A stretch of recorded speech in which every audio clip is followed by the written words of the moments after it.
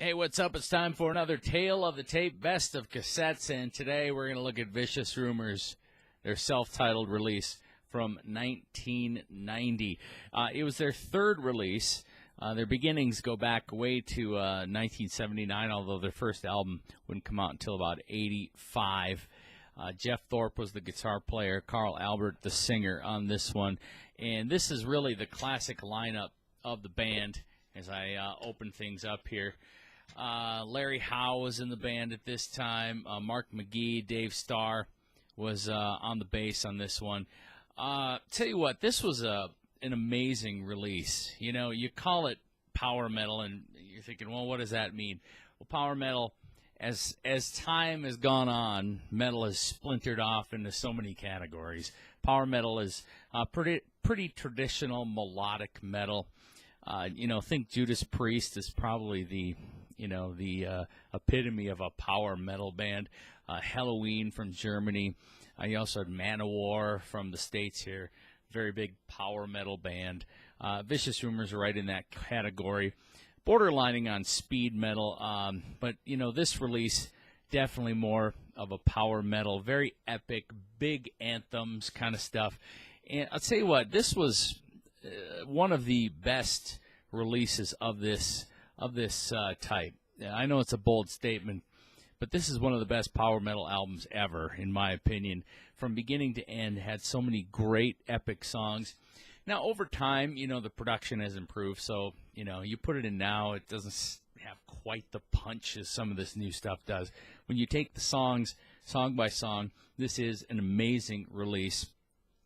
From Don't Wait For Me to World Church, Hellraiser, Down to the Temple, Axe and Smash, just one of the great power metal releases.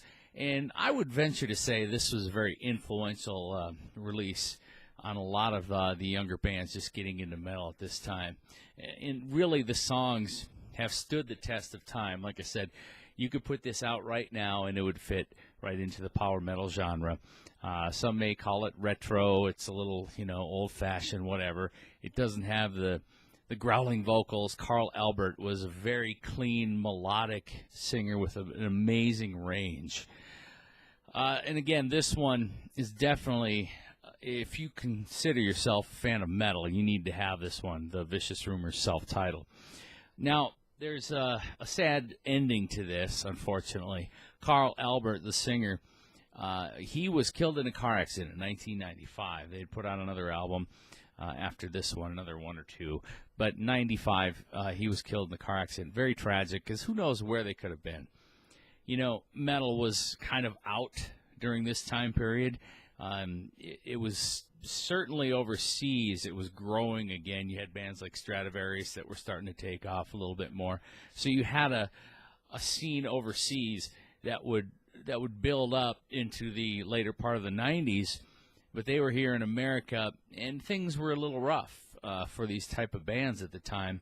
But, if Carl Albert would have been around, he could have certainly been part of that second resurgence when you saw, Halford come back to Priest, just a lot of bands overseas. Ed Guy, I mean, you can go on and on with the bands that, Primal Fear, that's a little closer to 2000.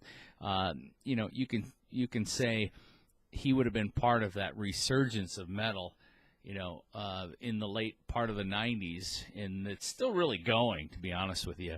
It's morphed a little bit here and there, but power metal still a big part of the scene in other parts of the world, South America, Europe, of course, Japan, everywhere but here, basically, United States. So it's very tragic. We lost Carl Albert. However, Jeff Thorpe kept this going. And in fact, they just put out an album. So, Vicious Rumors still around in one form and still doing great things, doing some great music.